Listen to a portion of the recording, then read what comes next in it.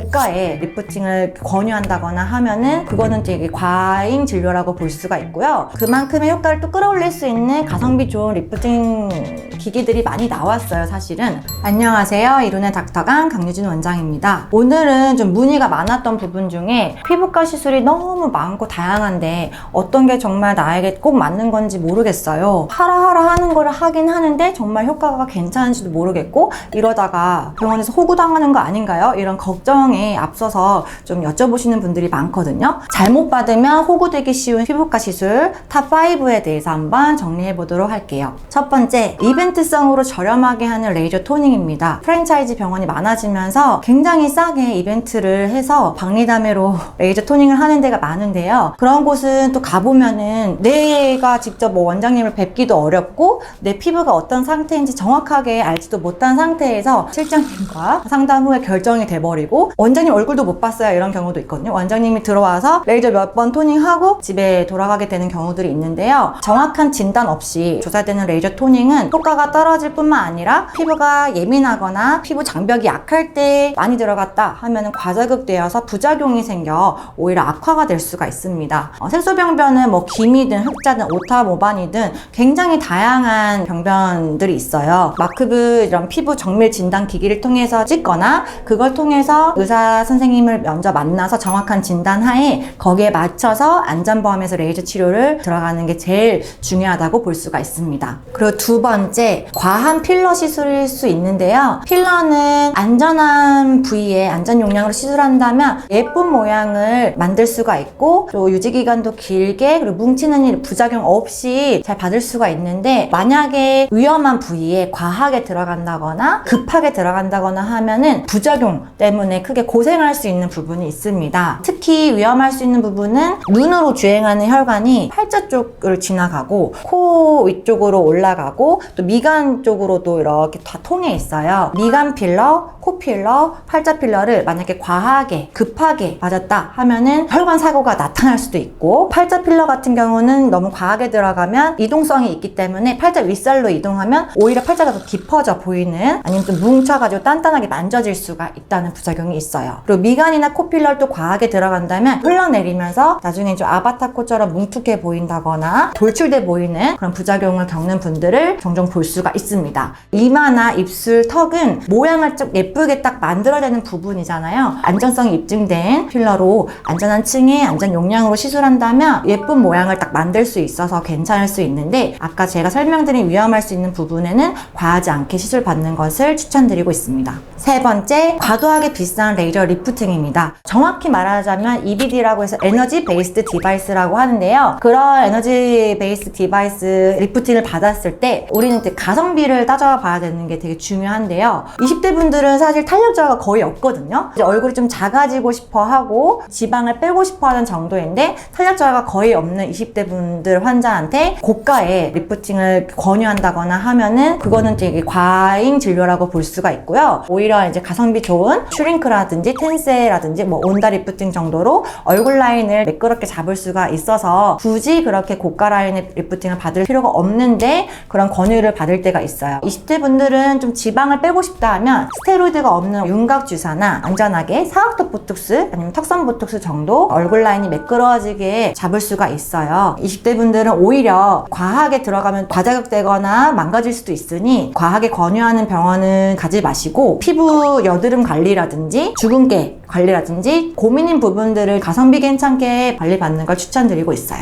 그러면 대부분 20대들이 좀 가장 효과를 잘 봤던 리프팅 어떤 게 있나요? 20대 분들은 사실은 얼굴이 슬림해지는 걸 되게 좋아하시거든요. 텐세라 아니면 슈링크 리프팅, 하이프 리프팅 중에서는 그게 제일 가성비가 괜찮고 효과 만족도가 높았고 지방이 많아가지고 처졌을 때는 윤곽 주사랑 온다 리프팅을 같이 했을 때 좀 더 만족도가 높았고요. 당연한 거지만 이제 보톡스도 턱 보톡스랑 침샘 보톡스, 턱선 보톡스까지 같이 했을 때 만족도가 높았는데 얼굴이 좀 작아졌으면 좋겠다 하는 부분이 있으면 그 정도로 제일 괜찮았던 것 같아요. 그리고 30대 후반에서 40, 50대 분들은 아까 앞에서 언급드렸던 그런 고가 라인의 리프팅도 효과가 좋을 수는 있는데 그만큼의 효과를 또 끌어올릴 수 있는 가성비 좋은 리프팅 기기들이 많이 나왔어요. 사실은 국산 장비이긴 하지만 써마지만큼의 탄력도를 낼 수가 있고 크게 아프지 않으면서 가성비가 괜찮은 텐서마라든지 뭐 덴서티라든지 여러 가지 장비들이 있어서 시술 가격이 고가 라인의 리프팅에 비해서 한 3분의 1 정도밖에 안 되기 때문에 오히려 1년에 한 두세 번 정도에 걸쳐가지고 꾸준한 관리로 받을 수가 있습니다. 리프팅 시술은 과하게 받으면 볼페임이 생긴다거나 오히려 얼굴이 좀 퀭해 보인다거나 나이 들어 보일 수 있다는 단점이 있어요. 적은 샷수로도 효과 만족도를 높일 수 있는 그런 시술 디자인 테크닉이 중요하므로 노하우가 풍부한 전문 의료진이 있는 병원에서 받아야 만족도가 높을 수가 있습니다. 그럼 약간 반대로 40, 50대가 좀 받아도 효과를 보기 힘든 시술도 있나요?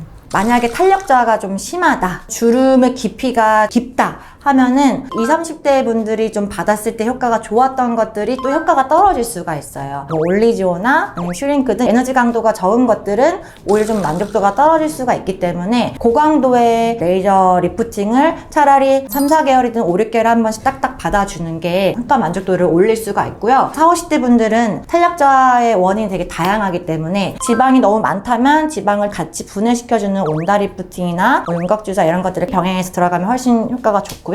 지방이 너무 없거나 피부 얇으신 분들은 주베르 볼륨이든 엘라비에 리투오 등 콜라겐을 보충해주면서 탄력 강화를 시키는 리프팅을 같이 하는 게 좋아서 세밀하게 봐줄 수 있는 원장님을 잘 찾으시는 게 좋고요. 컴비네이션 시술이 좀 더 효과가 좋습니다. 네 번째입니다. 유형 분석 없이 무작정 받은 실리프팅일 수 있어요. 탄력자가 너무 심한 경우나 아니면 이중턱, 턱선, 심부부, 지방 이 무게감이 너무 이제 무거워서 처지는 분들이 실리프팅을 바로 받았다 하면 유지 기간이 되게 짧아서 만족도가 떨어질 수가 있어요. 탄력이 너무 떨어질 피부가 많이 얇으신 분들은 우선적으로는 볼륨감을 채워주는 시술, 콜라겐 형성 촉진제나 탄력 강화 리프팅 쪽을 먼저 받는 걸 추천드리고요. 심부볼, 턱선, 이중턱, 지방 무게감 때문에 많이 처지는 분들은 이 무게감을 좀 덜어주는 온다 리프팅이나 윤곽주사 같은 지방 분해 쪽을 좀 먼저 해준 다음에 마지막에 실리프팅으로 좀 끌어올려주면 훨씬 더 유지 기간이 6개월 이상, 1년 이상까지도 바라볼 수가 있어요. 고가 라인 실드도 사실 있는데요. PLLA 실이라든지 PCL 실들은 조금 더 고가 라인이에요. 그거는 이제 녹으면서 콜라겐 형성을 오랜 기간 동안에 도와준다. 콜라겐 형성 촉진 효과가 더 높다라는 의미에서 그 성분의 실들이 좀 더 고가인 경우들이 있는데요. PLLA나 PCL 실들은 탄력 강화는 너무 좋은데 결국은 6개월 지나면 같이 다 떨어지는 건 맞기 때문에 좀 쫙 당겨지는 걸 더 원하시는 분들은 오히려 좀 더 가성비가 괜찮은 피디오 실로 여러 줄을 넣어서 좀 더 당겨주는 힘이 강하도록 잡아주면 더 효과 만족도가 높으실 것 같아요. 마지막으로 다섯 번째, 정확한 원인 분석 없이 진행되는 모공흉터 치료입니다. 모공흉터 치료도 기미색소 치료만큼 되게 어렵고 오래 걸리는 시술 중에 하나인데요. 뚜렷한 원인 분석 없이 진행된 과한 시술은 불필요할 수도 있고 오히려 모공흉터가 더 악화되기도 하고 피부가 예민해질 수 있는 가능성이 있기 때문에 정확한 진단과 원인 분석이 필요한 게 모공흉터 치료예요. 모공흉터는 원인이 되게 다양한데 거기에 맞춰서 맞춤 시술을 받는 걸 추천드리고요. 대표적인 그런 원인을 좀 설명드리면 모공이라고 하는 것은 털이 나 있는 구멍에 깊이 들어가 보면 모근이 있고요. 모근 줄기 사이에 피지선들이 주렁주렁 매달려 있어요. 피지 분비량이 많이 증가해 있으면 당연히 모공이 늘어지겠죠. 그것뿐만 아니라 탄력이 떨어져도 모공이 늘어질 수가 있고 모근이라고 하는 털의 뿌리가 굵어지면 점점 피지가 잘 쌓이는 구조가 되면서 모공이 확장되는 경우들이 있고 이 모근이 굵어진 상태에서 왁싱을 많이 하거나 해도 굵은 털이 빠질 때 모공이 확장되면서 늘어질 수가 있어요. 어쨌든 원인이 되게 다양한데 거기에 맞춰서 또 들어가주는 게 너무 중요하거든요. 첫 번째 좀 대표적인 원인이 피지 분비량. 피지 분비량이 많아졌을 때 또 모공이 점점 확장되고 늘어지잖아요. 당연히 피지 분비량을 줄여주는 그런 관리가 중요하고요. 생활 습관 개선뿐만 아니라 잘 교정이 안 된다면 피지 분비를 줄여주는 그런 레이저 치료들도 있어요. 염증이 안 생기게 좀 잡아주면서 피지 분비량을 안전 범위로 줄여줄 수 있는 니들 RF 치료라든지 피지선에 흡수되는 파장대 140 나노미터로 들어가는 레이저, 카프리 레이저 같은 것들로 피지 분비량을 줄여주는 치료가 같이 병행되어야만이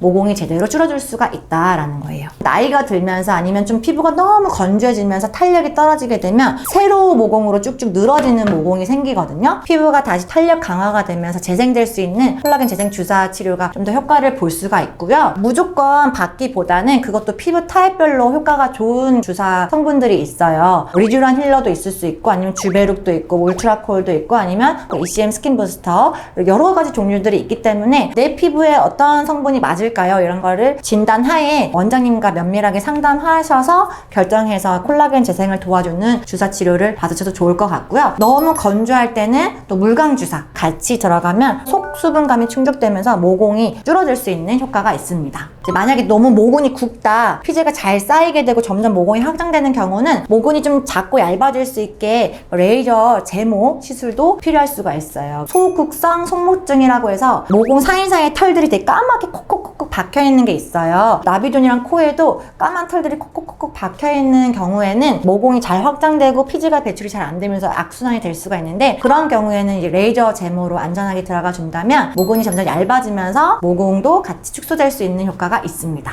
좀 가성비가 괜찮으면서 효과를 좀 많이 보는 게 모공 축소 시술로 스킨 보톡스도 있는데요. 스킨 보톡스도 보톡스만 들어가기보다는 PDRN이라든지 이런 연어주사 성분, 피부 재생을 도와줄 수 있는 성분이랑 같이 좀 적절하게 믹스해서 들어가 준다면 모공이 재생되면서도 좋아질 수 있게 도와줄 수가 있고, 스킨 보톡스가 피지 분비량을 줄여주는 효과도 있어요. 거기도 이제 근육들이 있기 때문에 근육을 마비시켜서 피지 분비량을 줄여주고, 잇모근을 이완시켜서 모공이 축소되는 효과. 너무 자주 받으면 내성 걱정이 있기 때문에 너무 자주 받기보다는 뭐 3, 4개월 텀을 꼭 두면서 받기를 추천드리고 있습니다. 사춘기 때나 이제 고등학생 때 생긴 트러블들이 흉터로 이렇게 변질되잖아요. 그러면 고등학생 때 받기 좋은 관리가 있을까요? 사실 고등학생분들, 학생분들도 많이 오시는데 공부하느라 바쁘기 때문에 콜라겐 형성 촉진제 등 시술을 막 오랫동안 받기가 힘들어요. 그럴 때는 호르몬의 영향을 많이 받으면서 올라오는 거기 때문에 생활습관 교정을 해주면서 관리를 해줘야 되고요. 염증이 많이 올라오고 커지면은 이게 흉터랑 자국이 오래 가기 때문에 트러블, 염증을 빨리 깔아앉혀줄 수 있는 그런 관리들이 있어요. 골드 PTT나 뭐 라라샷 관리라든지 이런 약물을 침투시키는 게 있는데, 깊은 피지랑 피지선들의 피지를 줄여주고 염증도 완화시켜주고 여드름균도 살균해주는 그런 약물들이 순한 게 있거든요. 약물 도포를 해준 다음에 피지 분비량 줄여주는 레이저,